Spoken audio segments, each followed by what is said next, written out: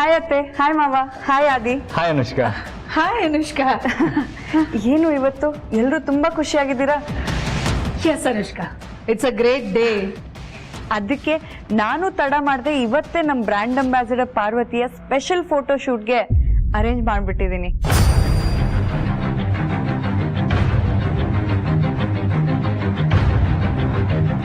ಇವತ್ತೇ ಫೋಟೋ ಶೂಟಾ? ಹೌದು ಅತ್ತೆ.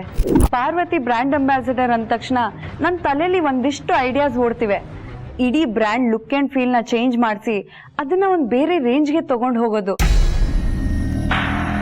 ಮಾರ್ಕೆಟ್ ಅಲ್ಲಿ ನಮ್ಮ ಪ್ರಾಡಕ್ಟ್ಸ್ ಪ್ರೆಸೆಂಟ್ ಮಾಡಿದ್ರೆ ಪೀಪಲ್ ಶುಡ್ ಗೋ ಮ್ಯಾಡ್. ನಿನ್ನೆ ಎಲ್ಲ ಇದೇ ಕನ್ಸುಗಳು, ನಿದ್ದೆನೇ ಇಲ್ಲ. ಅದೇ ಎಕ್ಸೈಟ್ಮೆಂಟ್ ಅಲ್ಲಿ ರಾತ್ರಿ ಎಲ್ಲ ಕಳೆದಿದ್ದೀನಿ. ಇವತ್ತು ಸಖತ್ತಾಗಿ ಫೋಟೋ ಶೂಟ್ ಮಾಡಿಸ್ತೀನಿ.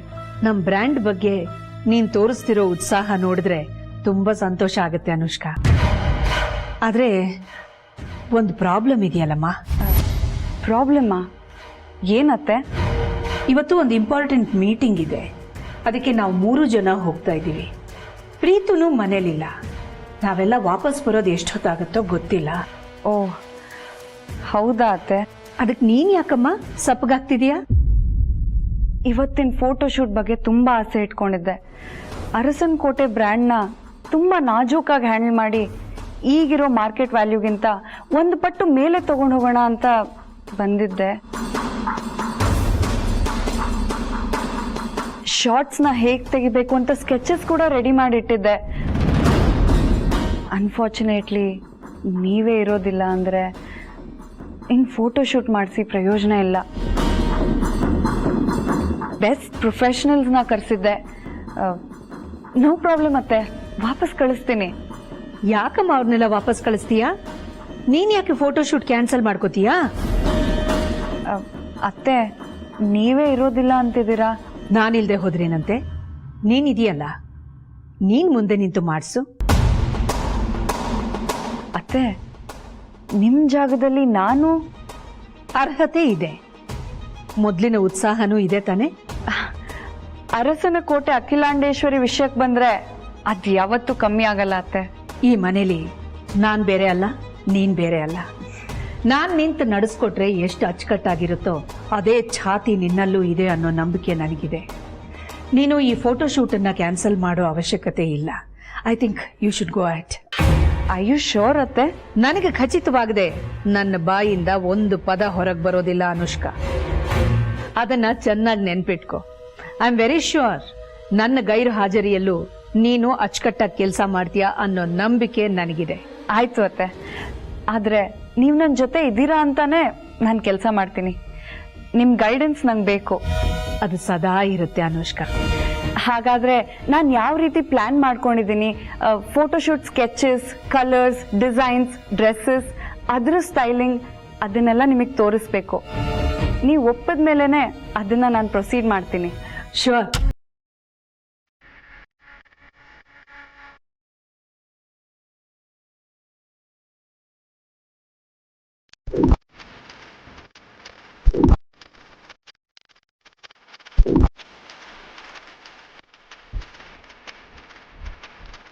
ಸೊ ಇದನ್ನ ನಾನು ಟ್ರೆಡಿಷನಲ್ ಬ್ಯಾಕ್ ಡ್ರಾಪ್ ಅಲ್ಲಿ ಶೂಟ್ ಮಾಡ್ಸೋಣ ಅನ್ಕೊಂಡಿದ್ದೀನಿ.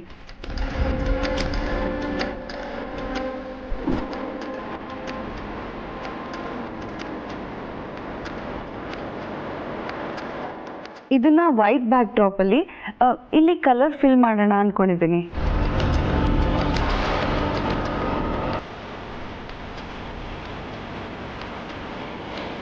ಇದು ಅನುಷ್ಕಾ, ನಿನ್ನ ಆಯ್ಕೆಗಳ ಬಗ್ಗೆ ನನಗೆ ಎರಡನೇ ಮಾತೇ ಇಲ್ಲಮ್ಮ.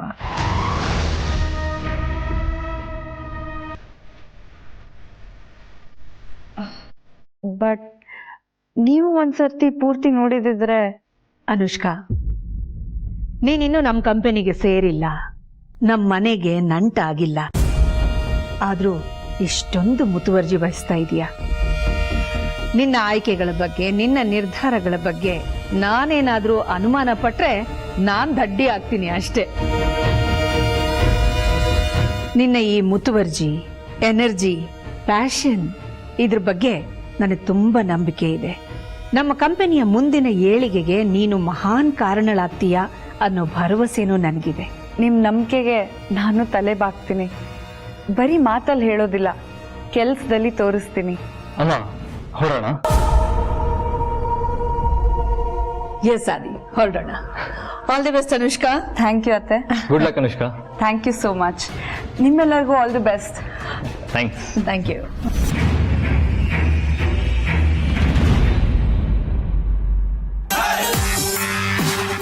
ಮೇಡಮ್, ನೀವು ಈ ರೀತಿ ಚಿಕ್ಕ ಹುಡುಗಿ ತರ ಹಠ ಮಾಡಬಾರ್ದು.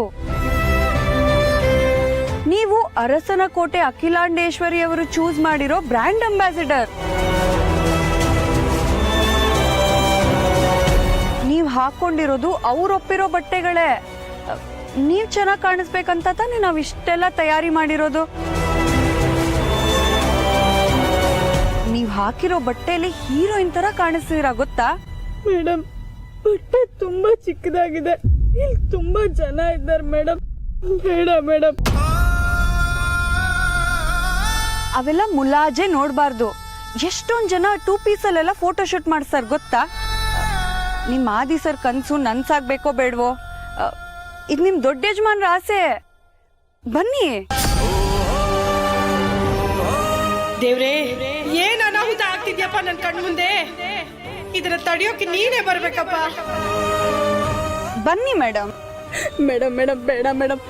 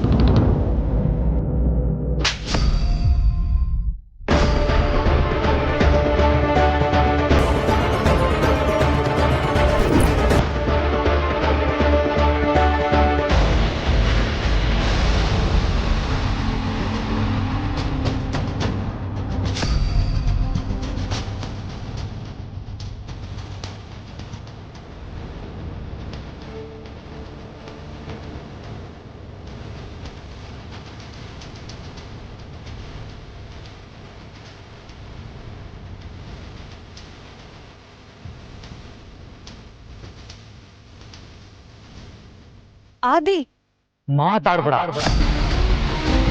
ನೀನು ಒಂದು ಹೆಣ್ಣಾಗಿ ಇಷ್ಟೇ ಜನಗಳ ಮುಂದೆ ಇನ್ನೊಂದು ಹೆಣ್ಣಿಗೆ ಮುಜುಗರ ಆಗೋ ಹಾಗೆ ನಡ್ಕೋತಾ ಇದ್ದಲ್ಲ, ಇಷ್ಟೇನಾ ನಿನ್ ಯೋಗ್ಯತೆ? ಮಾತಲ್ಲಿ ದೊಡ್ಡ ದೊಡ್ಡ ಸಾಧನೆಗಳನ್ನ ಹೇಳ್ಕೊಳ್ಳೋದಲ್ಲ, ಬದುಕಲ್ಲಿ ಚಿಕ್ಕ ಚಿಕ್ಕ ಕೆಲಸಗಳನ್ನ ಮಾಡೋದು ಮುಖ್ಯ. ಇವಾಗ ನೀನ್ ಮಾಡಕ್ ಹೊರಟಿರೋದು ಹೇಸಿಗೆ ಕೆಲಸ. ನಾನ್ ಏನ್ ಮಾಡ್ದೆ ಅಂತ ಎಲ್ರ ಮುಂದೆ ಹೀಗೆ ಅವಮಾನ ಮಾಡ್ತಿದ್ಯಾ? ಅವಳು ಏನ್ ಮಾಡಿದಾಳೆ ಅಂತ ಅವಳನ್ನ ಇಷ್ಟು ಹೀನಾಯವಾಗಿ ನಡ್ಸ್ಕೋತಾ ಇದ್ಯಾ? ಏನ್ ಹೀನಾಯ? ಅವಳು ನಮ್ ಕಂಪನಿ ಬ್ರ್ಯಾಂಡ್ ಅಂಬಾಸಿಡರ್. ಅದಕ್ಕೆ ತಕ್ಕನಾಗೆ ಅವಳನ್ನ ರೆಡಿ ಮಾಡಿ ಮುಂದೆ ನಿಲ್ಸಿದೀನಿ. ಅವಳೇ ಬರೋದಕ್ಕೆ ನಾಟಕ ಮಾಡ್ತಿದ್ದಾಳೆ. ಇದರಿಂದ ನಂಗೇನಾಗ್ಬೇಕಾಗಿಲ್ಲ. ಬೆಳೆಯೋದು ಅವಳು, ನಮ್ ಕಂಪನಿ. ನೋ, ನಮ್ ಕಂಪನಿ ಈ ರೀತಿ ಬೆಳೆಯೋದು ಬೇಕಾಗಿಲ್ಲ. ಪಾರ್ವತಿನೂ ಈ ರೀತಿ ಬೆಳೆಯೋ ಅವಶ್ಯಕತೆನೂ ಇಲ್ಲ.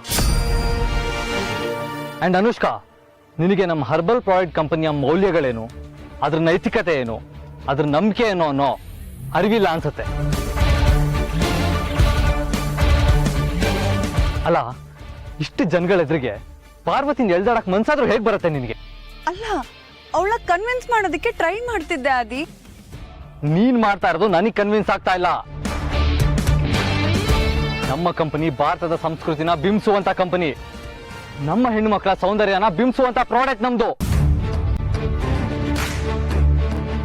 ಏನ್ ಮಾಡ್ಬೇಕು ಅಂತ ಗೊತ್ತಿಲ್ಲದೆ ಬೇಕಾಬಿಟ್ಟಿ ನಡ್ಕೊಂಡು ಮಜಾ ತಗೋತಾ ಇದ್ಯಾ? ಇನ್ನು ನೀವೆಲ್ಲ ನಿಂತ್ಕೊಂಡು ತಮಾಷೆ ನೋಡ್ತಾ ಇದ್ದೀರಾ? ಹೆಣ್ಣು ಅಂದ್ರೆ ಭೋಗದ ವಸ್ತುನ ನಿಮ್ಗೆ? ಛೇ!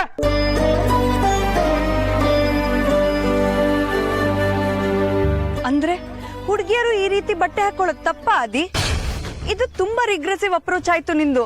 ಯಾವುದು ಪ್ರಗತಿಪರ, ಯಾವುದು ಹಿಂದುಳಿದ ಯೋಚನೆ ಅಂತ ನಮ್ಮಮ್ಮ ನನಗೆ ಚೆನ್ನಾಗಿ ಹೇಳ್ಕೊಟ್ಟಿದ್ದಾರೆ.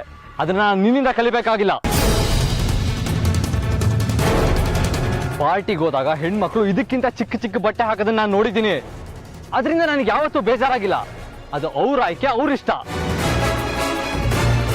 ಇಲ್ಲಿ ನಾನು ಯಾರನ್ನು ಬಟ್ಟೆಯಿಂದ ಅಳಿತಾ ಇಲ್ಲ.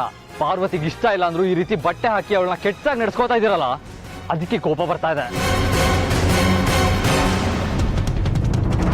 ನಮ್ಮ ಕಂಪನಿ ಏನು, ನಮ್ಮ ಹರ್ಬಲ್ ಪ್ರಾಡಕ್ಟ್ ಯೋಗ್ಯತೆ ಏನು, ನಮ್ಮ ಬ್ರ್ಯಾಂಡ್ ಅಂಬಾಸಿಡರ್ ಹೇಗಿರ್ಬೇಕು ಅನ್ನೋದನ್ನ ನಾನು ತೋರಿಸ್ತೀನಿ. ಸಾವಿತ್ರಮ್ಮ, ಭಾರತನ ಕೋಟೆ ಘನತೆಗೆ ತಕ್ಕ ಹಾಗೆ ಪಾರ್ವತಿನ ತಯಾರು ಮಾಡ್ಕೋಬನ್ನಿ.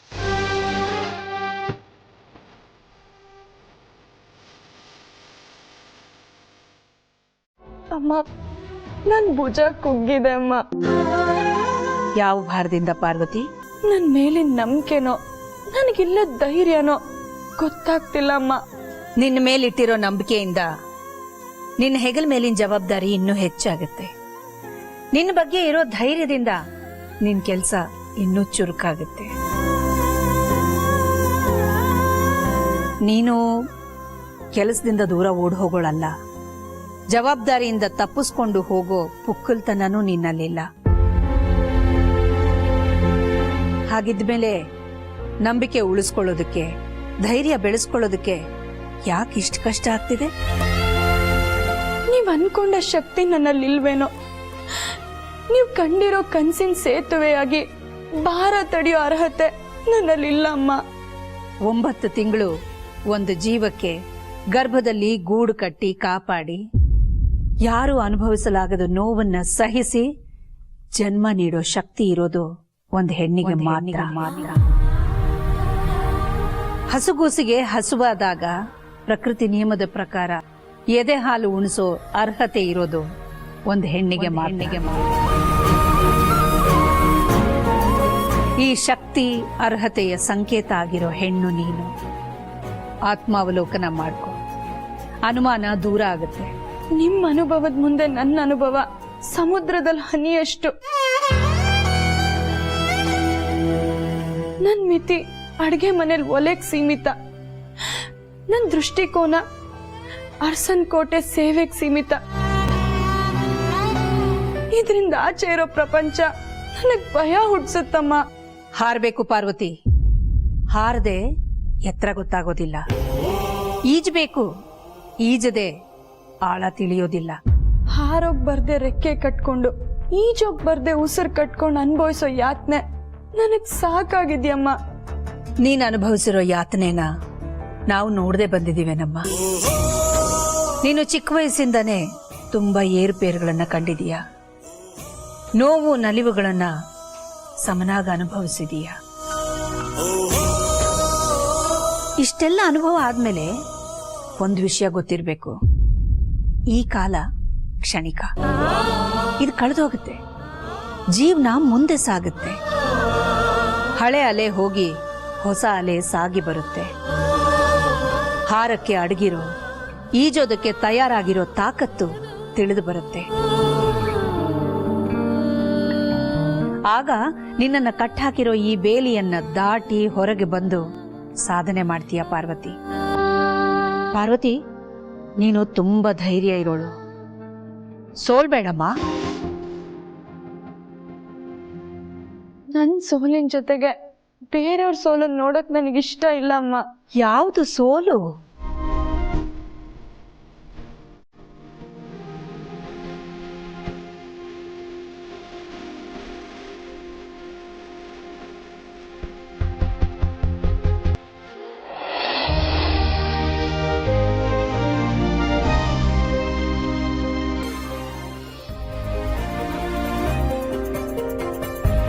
ಮುಖದಲ್ಲಿ ದೈವಿ ಕಳೆ, ಹಾವ ಭಾವದ ಶೈಲಿಯಲ್ಲಿ ಗಾಂಭೀರ್ಯ.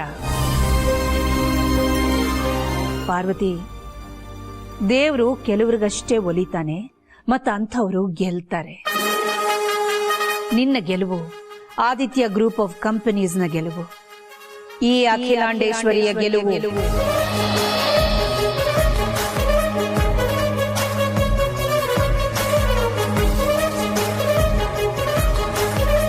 ಆದಿ, ಅಮ್ಮ, ಪಾರ್ವತಿ ಸೊರಗಿದಾಳೆ. ಕಂಪನಿ ವಿಷಯದಲ್ಲಿ ಅವಳ ಮೇಲೆ ವಹಿಸಿರೋ ಜವಾಬ್ದಾರಿಯ ಭಾರ ಹೊರೋದಕ್ಕೆ ಕಷ್ಟಪಡ್ತಿದ್ದಾಳೆ. ಅವಳು ನಮ್ಮ ಕಂಪನಿಯನ್ನ ಪ್ರತಿನಿಧಿಸೋ ಮುಖ. ಅವಳು ಸೊರಗಿದ್ರೆ ನಮ್ಮ ಕಂಪನಿನೂ ಸೊರಗುತ್ತೆ. ಕಂಪನಿ ಮಾಲೀಕರಾಗಿ ಅವಳನ್ನ ಕಾಪಾಡಬೇಕಾದ್ದು ನಮ್ಮ ಕರ್ತವ್ಯ, ನಿನ್ನ ಕರ್ತವ್ಯ. ಇನ್ನು ಮುಂದೆ ಕೆಲ್ಸಕ್ಕೆ ಸಂಬಂಧಪಟ್ಟ ಹಾಗೆ ಅವಳ ಸಂಪೂರ್ಣ ಜವಾಬ್ದಾರಿ ನಿಂದು ನಿಂದು ನಿಂದು.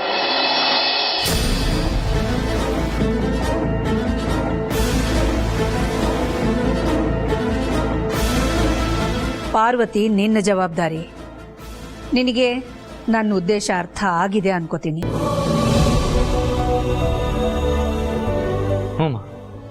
ಅಂಡ್ ಅನುಷ್ಕಾ, ಫೋಟೋ ಶೂಟ್ ತುಂಬಾ ಚೆನ್ನಾಗಿದೆ. Very good. ಥ್ಯಾಂಕ್ಸ್ ಅತ್ತೆ. ಏನು ಪ್ರಾಬ್ಲಮ್ ಅದು? ಇಷ್ಟು ದಿನ ಅದು ಸಾಲ್ವ್ ಆಗಿಲ್ವಾ? ಸರ್, ನಮ್ಮ ಪ್ರಾಡಕ್ಟ್ ಸೇಲ್ಸ್ ಜಾಸ್ತಿ ಆಗ್ತಿದ್ದಾಗೇ ನಮ್ಮ ಹರ್ಬಲ್ ಪ್ರಾಡಕ್ಟ್ಸ್ಗೆ ಬೇಕಾಗಿರೋಂಥ ಗಿಡಮೂಲಿಕೆಗಳ ಬೆಲೆನ ಏಕ್ದಮ್ 50% ರೈಸ್ ಮಾಡಿದ್ದಾರೆ ನಮ್ಮ ಕಾಂಟ್ರಾಕ್ಟರ್ಸ್. ನಮ್ಮ ನೆಸೆಸಿಟಿನ ಅಡ್ವಾಂಟೇಜ್ ಆಗಿ ತಗೊಳ್ತಾ ಇದ್ದಾರೆ. ಹೌದು ಸರ್, ಕೇಳಿದ್ರೆ ಹೇಗಿದ್ರು ನೀವು ನಮ್ಮ ಹತ್ರನೇ ಬರಬೇಕಲ್ವಾ, ಬೆಳೆದು ಯಾರು ಕೊಡ್ತಾರೆ ಅಂತ ಕಡ್ಡಿ ಮುರಿದಂಗೆ ಮಾತಾಡ್ತಾರೆ. ನಾವು ಕೊಡೋ ದುಡ್ಡಲ್ಲಿ 10% ಕೂಡ ರೈತರಿಗೆ ಸಿಗಲ್ಲ. ಕಷ್ಟಪಟ್ಟು ದುಡಿಯೋರವರು, ತಿನ್ನೋದಿವರು. ನಾನು ಇದ್ರ ಬಗ್ಗೆ ಯೋಚನೆ ಮಾಡಿ ನಿಮ್ಗೆ ಹೇಳ್ತೀನಿ. Give me some time. Okay sir.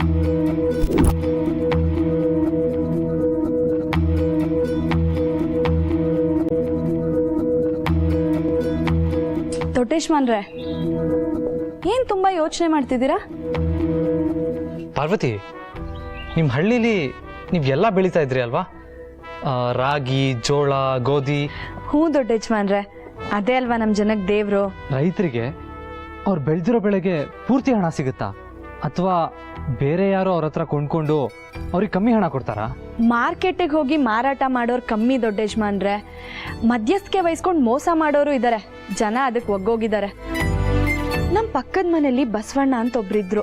ಅವ್ರು ಬೆಳೆ ಸಾಲ ಮಾಡಿ ಆ ಬೆಳೆ ಸಾಲ ತೀರ್ಸಕ್ಕಾಗದೆ ಆತ್ಮಹತ್ಯೆ ಮಾಡ್ಕೊಂಡು ಸತ್ತೇ ಹೋದ್ರು. ರೈತರು ಬೆಳೆದಿರೋದನ್ನ ನಮಗೆ ತಲುಪಿಸೋದಕ್ಕೆ ಕೋಟಿ ಕೋಟಿ ಹಣ ಲೂಟಿ ಮಾಡ್ತಾರೆ. ರೈತರಿಗೆ ಕವಡೆ ಕಾಸು ಸಿಗಲ್ಲ. ಅಲ್ಲ, ಈಗ ಏನಾಯ್ತು ದೊಡ್ಡೇಶ್ಮಾನ್ರೆ? ಈ ವಿಷಯ ಯಾಕೆ ಬಂತು? ನಮ್ಮ ಹರ್ಬಲ್ ಪ್ರಾಡಕ್ಟ್ ಕಂಪನಿಗೆ ಬೇಕಾಗಿರೋ ಗಿಡ ಮೂಲಿಕೆಗಳಿಗೆ 50% ಬೆಲೆ ಹೆಚ್ಚಿಸಿದ್ದಾರೆ. ಬೇಡಿಕೆ ಇದೆ ಅಂತ ಬಾಯಿಗೆ ಬಂದಂಗೆ ಬೆಲೆ ಹೇಳ್ತಾ ಇದ್ದಾರೆ. ದೊಡ್ಡೇಶ್ಮಾನ್ರೆ, ನೀವ್ ಇಷ್ಟು ದಿನ ಗಿಡ ಮೂಲಿಕೆಗಳನ್ನ ಬೇರೆಯವ್ರ ಹತ್ರ ತಗೊಂತಾ ಇದ್ರಾ? ಹೌದು, ಯಾಕೆ? ಅಯ್ಯೋ, ನಮ್ಮ ಹಳ್ಳಿಲಿ ಇದನ್ನೆಲ್ಲ ತುಂಬಾ ಬೆಳೀತಾರೆ. ಪಾಪ ಒಂದೊಂದ್ಸತಿ ಕಮ್ಮಿ ಬೆಲೆಗೆ ಮಾರಿದ್ದಾರೆ. ಇನ್ ಕೆಲವು ಸತಿ ಬೆಲೆನೇ ಇಲ್ಲದೆ ಕೊಳ್ತೋಗಕ್ ಬಿಟ್ಟಿದ್ದಾರೆ. ಅಂಥದ್ರಲ್ಲಿ ನೀವ್ ಅದಕ್ಕೆ ಜಾಸ್ತಿ ಬೆಲೆ ಕೊಟ್ಟು ಕೊಂಡ್ಕೋತಿದ್ದೀರಾ? ಹೌದು ಪಾರ್ವತಿ, ಅದು ನಿಮ್ಮ ಹಳ್ಳಿಲೇನೋ ಬೆಳೀತಾರೆ. ಆದ್ರೆ ಅದು ನಮಗ್ ಸಿಗ್ಬೇಕು ಅಂದ್ರೆ ನಾವು ಅದನ್ನ ಬೆಲೆ ಕೊಟ್ಟು ತಗೊಳ್ಳೇಬೇಕಲ್ವಾ? ಅಲ್ಲ ದೊಡ್ಡೇಶ್ಮಾನ್ರೆ, ಅದನ್ನ ನಾವೇ ಬೆಳಿಬೋದಲ್ವಾ? ಏನ್ ಹೇಳ್ತಾ ಇದೆಯಾ ಪಾರ್ವತಿ? ಹೌದು ದೊಡ್ಡೇಶ್ಮಾನ್ರೆ, ನಮ್ಮ ಹಳ್ಳಿಲಿ ಒಂದಿಷ್ಟು ಜಮೀನನ್ನು ಕೊಂಡ್ಕೊಳ್ಳೋಣ. ಅದರಲ್ಲಿ ನಮಗ್ ಬೇಕಾಗಿರೋ ಗಿಡ ಮೂಲಿಕೆಗಳನ್ನ ಬೆಳೆಯೋಣ. ಫಲವತ್ತಾಗಿ ಬೆಳೆಯುತ್ತೆ. ಅಲ್ಲ, ಅದಕ್ಕೆಲ್ಲ ಜನ ಬೇಕಲ್ವಾ ಪಾರ್ವತಿ? ಅದಕ್ಕೆ ಯಾಕೆ ಯೋಚನೆ ಮಾಡ್ತೀರಾ? ನಮ್ಮ ಹಳ್ಳಿ ಜನ ನಿಮ್ ಬೆನ್ನ ಹಿಂದೆನೆ ನಿಲ್ತಾರೆ. ಯೋಚನೆ ಮಾಡ್ಬಿಡಿ. ಗ್ರೇಟ್, ಒಳ್ಳೆ ಐಡಿಯಾ ಪಾರ್ವತಿ. ಬಾ, ಇವಾಗಲೇ ಹೋಗಿ ಅಮ್ಮನ ಹತ್ರ ಹೇಳೋಣ.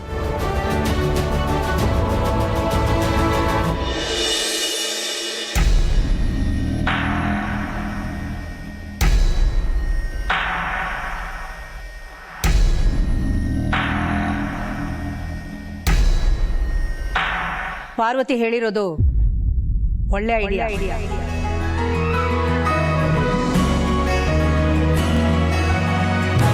ಇದು ನಮ್ಮ ಬ್ರ್ಯಾಂಡ್ಗೆ ಹೇಳಿ ಮಾಡಿಸಿದ ಅವಕಾಶ. ನಮ್ಮ ಪ್ರಾಡಕ್ಟ್ ಪ್ರಪಂಚದ ಮೂಲೆ ಮೂಲೆಯನ್ನು ತಲುಪೋ ಹೊತ್ತು ಇದು. ಈ ಟೈಮ್ನಲ್ಲಿ ಅದು ಎಲ್ಲಿಂದನೋ ರಾ ಮಟೀರಿಯಲನ್ನು ತರಿಸೋದ್ರ ಬದಲು ನಾವೇ ನಮಗೆ ಬೇಕಾದ ರಾ ಮಟೀರಿಯಲನ್ನು ಬೆಳೆದು ಪ್ರಾಡಕ್ಟನ್ನು ತಯಾರು ಮಾಡಿದ್ರೆ ಹಣ, ಸಮಯ ಎರಡೂ ಉಳಿಯುತ್ತೆ ಅಂತ ನನ್ನ ಅನಿಸಿಕೆ. ಆ ಭೂಮಿ ನಮ್ಮ ಕಂಪನಿಗೆ ತುಂಬಾ ಉಪಯೋಗ ಆಗುತ್ತೆ ಅಂತ ನನಗೆ ಅನ್ನಿಸ್ತಾ ಇದೆ. ನಿಜ ಅಖಿಲ, ಡೆವಲಪ್ಮೆಂಟ್ ಮತ್ತೆ ಪ್ರೊಡಕ್ಷನ್ಗೆ ನಮ್ಮದೇ ಲ್ಯಾಂಡ್ ಇದ್ರೆ ಬೇರೆಯವ್ರ ಮೇಲೆ ಡಿಪೆಂಡ್ ಆಗೋ ಅಗತ್ಯ ಬರಲ್ಲ.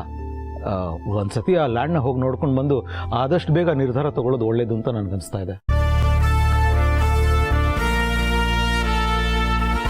ಈ ದರ್ಬೇಸಿಗೆ ಬಾಯಿ ಸುಮ್ಮನೆ ಇಟ್ಕೊಂಡು ನಿಂತ್ಕೊಳಕ್ ಆಗಲ್ಲ ಅನ್ಸುತ್ತೆ. ಏನಾದ್ರೂ ಒಟ ಅಂತಾನೇ ಇರ್ತಾಳೆ. ಆದಿ, ಇದರ ಸಂಪೂರ್ಣ ಜವಾಬ್ದಾರಿನ ನಿನಗೆ ಬಿಟ್ಟಿದ್ದೀನಿ. ನಮ್ಮ ಹರ್ಬಲ್ ಪ್ರಾಡಕ್ಟ್ಗೆ ಬೇಕಾಗುವಂಥ ಗಿಡ ಮೂಲಿಕೆಗಳ ಪಟ್ಟಿಯನ್ನ ಸಿದ್ಧ ಮಾಡಿ ಅದನ್ನ ಬೆಳೆಯೋ ಭೂಮಿನ ನೋಡ್ಕೊಂಡು ಬಂದು ನಮಗೆ ಬೇಕಾದ ಗಿಡಮೂಲಿಕೆಗಳನ್ನ ಅಲ್ಲಿ ಬೆಳೆಯಕ್ಕಾಗತ್ತಾ ಅನ್ನೋದನ್ನ ಪರಿಶೀಲಿಸಿ ನೋಡಬೇಕು. ಆದಷ್ಟು ಬೇಗ ಕೆಲಸ ಶುರು ಮಾಡಿ. ಸರಿಮಾ, ಆದಷ್ಟು ಬೇಗ ನಾನು ಹೊರಡೋ ಪ್ಲಾನ್ ಮಾಡ್ತೀನಿ. ಆದಷ್ಟು ಬೇಗ ಅಲ್ಲ, ಇವತ್ತೇ ಆ ಪಟ್ಟಿನ ಸಿದ್ಧ ಮಾಡಿಕೊಂಡು ಪಾರ್ವತಿ ಜೊತೆಗೆ ಅವ್ರ ಹಳ್ಳಿಗೆ ಹೋಗಿ ಆ ಭೂಮಿ ನೋಡ್ಕೊಂಡ್ ಬಾ.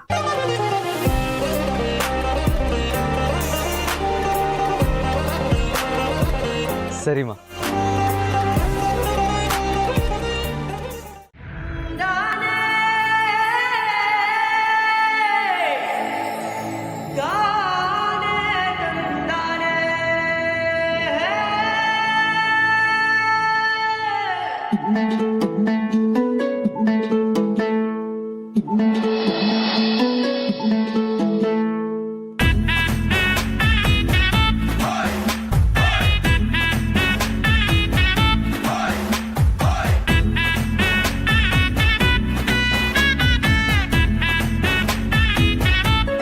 Wow, this is amazing Parvati. ಚೆನ್ನಾಗಿದ್ಯಾ ದೊಡ್ಡ ಯಜಮಾನ್ರೆ ಈ ಜಾಗ? ಈ ಪ್ರಕೃತಿ ಸೌಂದರ್ಯನ ಚೆನ್ನಾಗಿದೆ ಚೆನ್ನಾಗಿಲ್ಲ ಅಂತ ಹೇಳಕ್ ನಾನು ಯಾರೋ ಗಣಿ. ಇದನ್ನ ಅನುಭವಿಸ್ಬೇಕು ಅಷ್ಟೇ. ವೆಕೇಶನ್ಗೆ ಅಂತ ನಾವು ಫಾರಿನ್ ಟ್ರಿಪ್ಗೆ ಎಲ್ಲೆಲ್ಲೋ ಹೋಗ್ತೀವಿ, ಆದರೆ ನಮ್ಮ ದೇಶದಲ್ಲಿರೋ ಆಸ್ತಿ ನೋಡು. ನಾವ್ ರಜಾ ದಿನಗಳು ಖಾಲಿ ಇದ್ದ ದಿನಗಳೆಲ್ಲ ಇದೇ ಜಾಗದಲ್ಲಿ ದೊಡ್ಡ ಯಜಮಾನ್ರೆ ಕಳ್ದಿದ್ದು. ಈ ಜಾಗಕ್ಕೆ ಜೀವ ಇದೆ, ಇದು ನಮ್ ಜೊತೆ ಮಾತಾಡುತ್ತೆ ಗೊತ್ತಾ? ಈ ಸೌಂದರ್ಯನ ಕಣ್ ತುಂಬಿಕೊಳ್ಳುವಾಗ ನನಗೊಂದು ನೆನಪಾಗ್ತಿದೆ ಪಾರ್ವತಿ. ಏನ್ ದೊಡ್ಡ ಯಜಮಾನ್ರೆ? ಈ ಪ್ರಕೃತಿ ಸೃಷ್ಟಿ ಮಾಡಿರೋ ನನ್ನ ಕಂಪನಿಲಿರೋ ಲೋಗೋ ಕಣ್ಗಳು. ಅದು ಇದರಷ್ಟೇ ಸುಂದರ, ವಿಶಾಲ, ಮೈನವಿರೇಳಿಸುವಷ್ಟು ಅದ್ಭುತ. ನೋಡ್ತಿದ್ರೆ ಒಂಥರ ಮೌನ ಆವರಿಸ್ಕೊಂಡ್ಬಿಡುತ್ತೆ ದೊಡ್ಡ ಯಜಮಾನ್ರೆ. ಖುಷಿ ದುಃಖ ಎಲ್ಲ ಸಮತೋಲನ ಕಂಡ್ಕೊಂಡ್ಬಿಡುತ್ತೆ. ಎಸ್ ಪಾರ್ವತಿ, ಕಾಂಕ್ರೀಟ್ ಕಾಡು, ಕಾರು, ಬಸ್ಸು, ಲಾರಿ, ಧೂಳು, ಇದ್ರ ಮಧ್ಯೆ ಒಳ್ಳೊಳ್ಳೆ ಬಟ್ಟೆ ಹಾಕೊಂಡು ಏನೂ ತೊಂದರೆನೇ ಇಲ್ಲ ಅಂತ ದಿನ ಬೆಳಿಗ್ಗೆ ಎದ್ದು ಆಫೀಸ್ಗೆ ಹೋಗೋ ಆ ಊರಿಗೂ ಏನನ್ನು ಬಯಸ್ದೆ, ಏನನ್ನು ಬೇಡದೆ, ಒಳಗೂ ಹೊರಗೂ ಶಾಂತತೆ ತುಂಬೋ ಈ ಊರಿಗೂ ಅಜಗಜಾಂತರ ವ್ಯತ್ಯಾಸ ಇದೆ ಪಾರ್ವತಿ. ಪ್ರಕೃತಿ ಮಧ್ಯೆ ಬೆಳೆದ್ರೇನೆ ಮನುಷ್ಯನ ಸಂಪರ್ಕ ಬೆಳೆಯೋದು ಅಂತ ಹೇಳ್ತಾರೆ. ಅದು ನಿಮ್ಮನ್ನು ನೋಡಿದ್ರೆ ನಿಜ ಅನ್ಸುತ್ತೆ. ಇಲ್ಲಿ ಹುಟ್ಟಿ ಬೆಳೆದಿರೋ ನೀವು ತುಂಬಾ ಲಕ್ಕಿ ಪಾರ್ವತಿ. ಈ ಊರ್ ಬರೀ ಊರಲ್ಲ ದೊಡ್ಡ ಯಜಮಾನ್ರೆ, ಇದಕ್ಕೊಂದು ಅಸ್ತಿತ್ವ ಇದೆ. ಈ ಊರನ್ನ ಕಟ್ದೋರೆ ನಾವು, ನಮ್ ನೆನಪುಗಳಿಂದ. ಈ ಊರಿನ ಮೂಲೆ ಮೂಲೆಗಳಲ್ಲೂ ಆ ನೆನಪುಗಳಿವೆ. ಫ್ಯಾಂಟಾಸ್ಟಿಕ್. ನಾನು ಈ ಊರಲ್ಲೇ ಹುಟ್ಟಬೇಕಿತ್ತು ಅಂತ ಅನ್ನಿಸ್ತಾ ಇದೆ. ನೀವ್ ಈ ಊರಲ್ಲಿ ಇದ್ದಿದ್ರೆ ಇಷ್ಟೊಂದು ಮದುವೆ ಆಗಿ ಮಕ್ಕಳಾಗಿರ್ತಿತ್ತು ದೊಡ್ಡ ಯಜಮಾನ್ರೆ. ಏಯ್ ತರ್ಲೆ, ಸುಮ್ನಿರೋ. ಸುಮ್ನಿರಕ್ಕ. ದೊಡ್ಡ ಯಜಮಾನ್ರೆ, ಈ ಜಾಗದಲ್ಲಿ ನಾನು ಪಾರವಕ್ಕ ಇನ್ನೊಂದು ಆಟ ಆಡ್ತಿದ್ವಿ ಗೊತ್ತಾ? ಏನ್ ಆಟ ನೋಗಣಿ? ಅಕ್ಕ ಹೇಳ.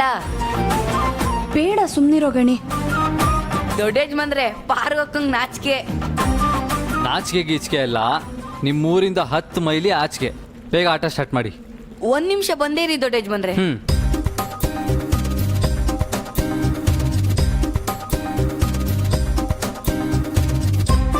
ಅಕ್ಕ ತಗೋ.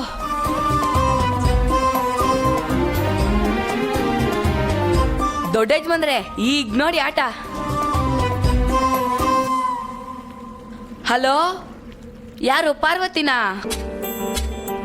ಹೌದಪ್ಪ ಮಂಗ ಗಣಿ, ನಾನೇ ನಿಮ್ಮ ಅಕ್ಕ ಪಾರ್ವತಿ. ಏನೇ ಅಕ್ಕ, ಊರ್ ನೆನ್ಪಾಗೋಯ್ತಾ? ನೆನ್ಪ್ ಮಾಡ್ಕೊಳ್ದಿರೋ ದಿನಾನೇ ಇಲ್ಲ ಕಣೋ. ಓ, ಅದಕ್ಕೋಸ್ಕರ ಬಂದ್ಬಿಟ್ಯೋ? ಹ್ಞೂ, ಅದಕ್ಕೆ ಬಂದಿದ್ದೀನಿ. ನಮ್ ದೊಡ್ಡ ಯಜಮಾನ್ರನ್ನು ಕರ್ಕೊಂಡ್ ಬಂದಿದ್ದೀನಿ. ಹಾ ಸರಿ ಸರಿ.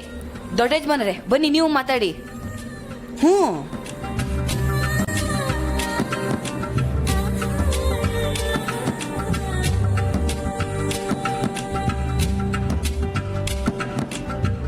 ಹಲೋ ಪಾರ್ವತಿ. ಹಲೋ ದೊಡ್ಡ ಯಜಮಾನ್ರೆ. ಕೇಳಿಸ್ತಾ ಇಲ್ಲ ಪಾರ್ವತಿ, ಯಾಕೆ ಸಪ್ಪಗಿದೀಯಾ? ಸಪ್ ಕೇಳಿದ್ದೀನಿ ದೊಡ್ಡ ಯಜಮಾನ್ರೆ, ನಾನ್ ತುಂಬಾ ಖುಷಿಯಾಗಿದ್ದೀನಿ. ಖುಷಿಯಾಗಿದ್ದಾಗ ಜೋರ ಕಿರ್ಚ್ಬೇಕು ಅಂತ ಸ್ವಲ್ಪ ಹೊತ್ತು ಮುಂಚೆ ಯಾರೋ ಹೇಳ್ದಂಗ್ ನೆನ್ಪು ನಂಗೆ. ಆ ಖುಷಿನ ಹೇಗ್ ಹೇಳ್ಕೋಬೇಕು ಅಂತ ಗೊತ್ತಾಗ್ತಿಲ್ಲ ದೊಡ್ಡ ಯಜಮಾನ್ರೆ. ನಾವು ಫೋನಲ್ಲಿ ಮಾತಾಡ್ತಿಲ್ವಾ, ಇವಾಗ ನಿನ್ ಮನ್ಸಲ್ಲಿ ಏನೇನಿದೆಯೋ ಅದನ್ನೆಲ್ಲ ಹೇಳ್ಕೋಬಹುದು.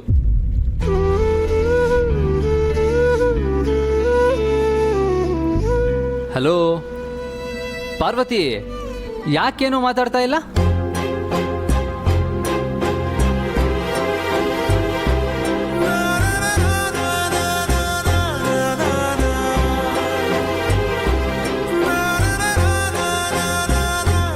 ದೊಡ್ಡ ಯಜಮಾನ್ರೆ, ಅವಳಿನ್ ಮಾತಾಡಲ್ಲ, ಬನ್ನಿ ನಾವು ಹೋಗೋಣ.